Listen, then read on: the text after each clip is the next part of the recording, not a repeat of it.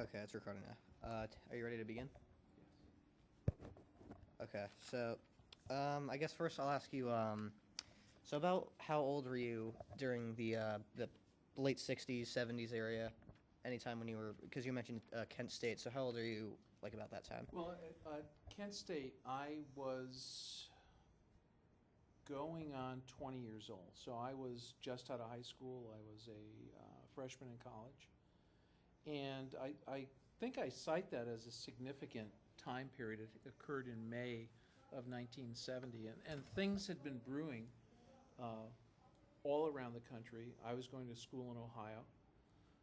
And I was down in Columbus, Ohio. So naturally, things spread very quickly that students had been protesting, more, I think, protesting about things happening at Kent State than maybe the Vietnam War. In any case, the National Guard reacted, and some students were shot and hurt, and it really placed at least the state of Ohio into a lot of turmoil. A lot of schools were closed. People really didn't know really what was happening, and this was predicated by a lot of things that had happened before. When I was a freshman in college, I was put into the draft for the Vietnam War, and that was the first draft they had on TV, and my draft number was 11, and that meant that I was probably going to go to get drafted at some point once I graduated from college. And so it happened, I did get drafted. This was a little bit later. It was in 1972. And I was processed. And from my background, as coming from a really a blue-collar family, I was against the war, but at the same time felt that if I was going to be drafted, I was going to go. And so I consequently was processed, and I remember going to Cleveland on a bus and being processed in a large armory there with a couple of thousand young men about my age, and I was all set to go. And then the following winter, President Nixon had declared that the draft would no longer be going on. There were peace talks going on in Vietnam, and I was put on hold. I was told that we would still be able to draft you a year later, but I never went because they stopped it. I cite those things simply because I view the 60s from the time I was in high school, in the mid-60s, through the time I was in college, the early 70s, as a time when going in the Army was a rite of passage for people, I guess, of my generation. And it wasn't something that you did not do.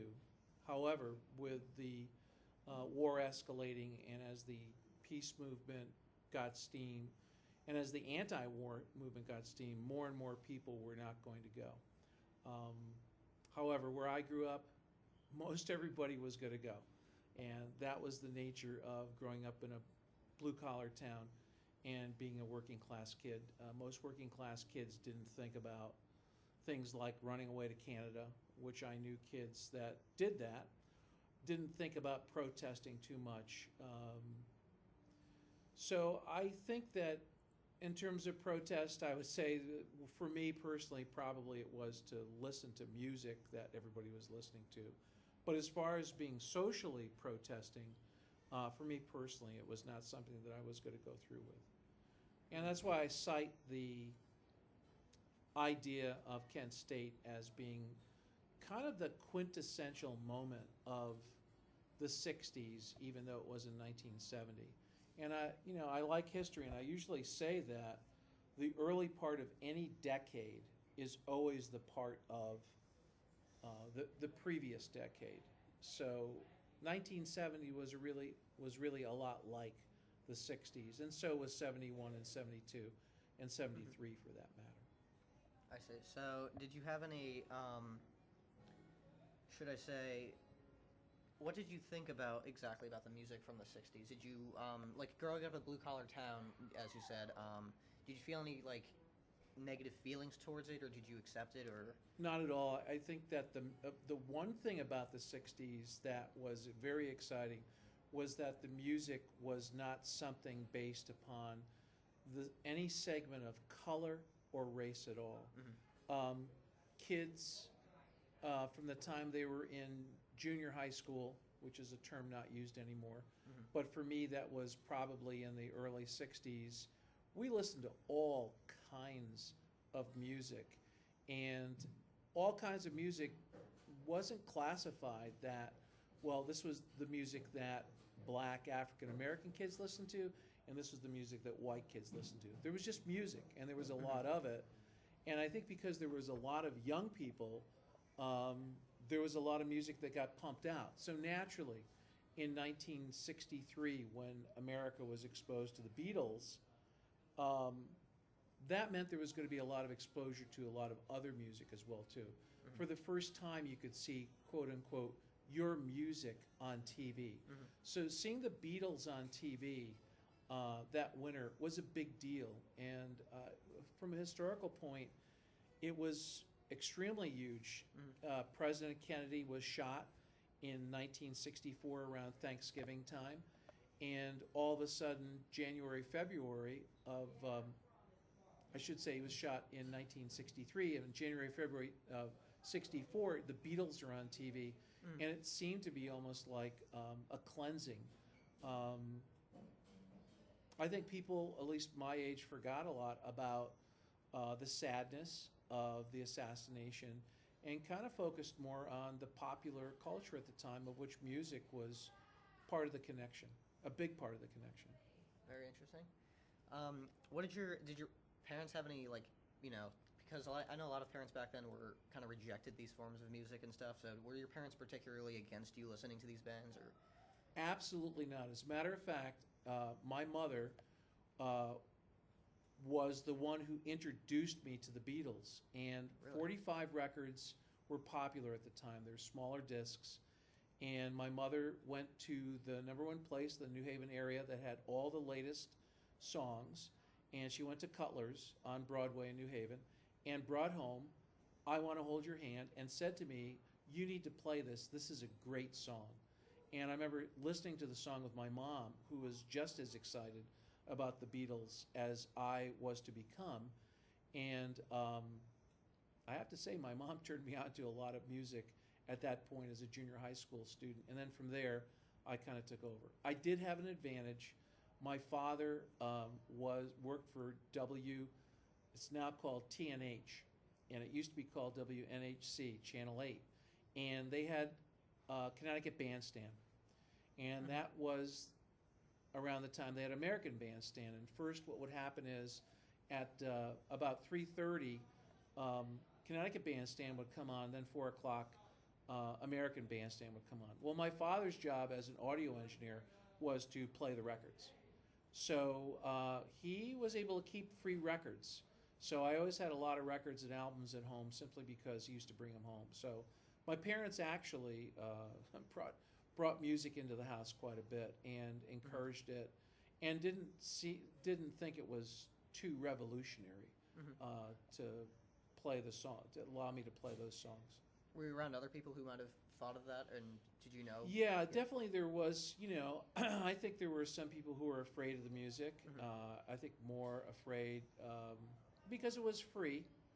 And, as rock and roll goes, at least if you know the history of rock and roll, it's based upon jazz and blues, and that means the music of black people. And so prior to this, in the 50s and early 60s, there was this great fear that, this race music of what was called rock and roll was going to take over, and somehow the kids would be led down the path. Well, the kids were led down the path.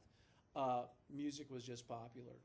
But I recall enjoying Motown and Stax records and songs of black artists as much as I enjoyed white artists. I didn't view it as a race type of thing, as I think in some ways people, at least adults nowadays, view it as.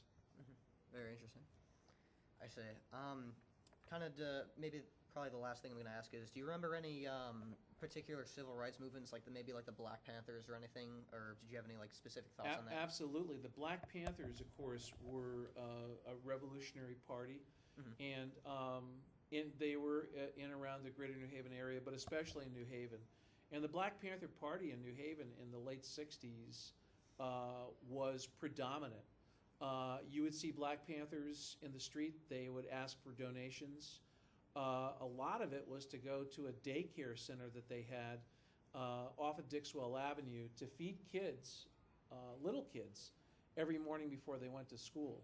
But at the same time, the radical element of the universities around New Haven, and there was a radical element there at Yale and obviously at Southern and University of New Haven, and the Black Panthers were predominant. And there was a revolutionary feeling about the air, almost menacing at times, simply because as the war progressed and as the bombing of Cambodia increased all through the 60s, it just seemed to reach a crescendo.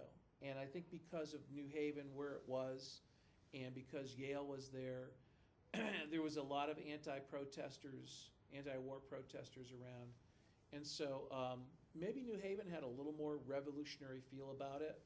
I think the shoreline area where I grew up was affected to a degree, but most everybody went into New Haven. The towns around New Haven weren't as self-contained. If you wanted to go to a movie, you had to go to New Haven. If you wanted to go shopping, you had to go to New Haven. So you were either going to ride a bus or maybe get a ride. People didn't have, there wasn't anything called a multi-car family. If you had a car, that was fine, but it was your parents' car. So people took the bus a lot from all over. And so New Haven was the place to be. And it was very different as a city. The white suburban flight had not yet taken place. And so there were still neighborhoods in New Haven, kind of de facto segregated in a way, obviously, but nevertheless there were still neighborhoods and people still lived in New Haven. It wasn't the type of city that had, let's put it like this, abject poverty, of which there's a lot of abject poverty in New Haven now. There was poverty, but people lived in New Haven and worked in New Haven. And there was a revolutionary feel about it, I would say from the years 68 through at least the early 70s.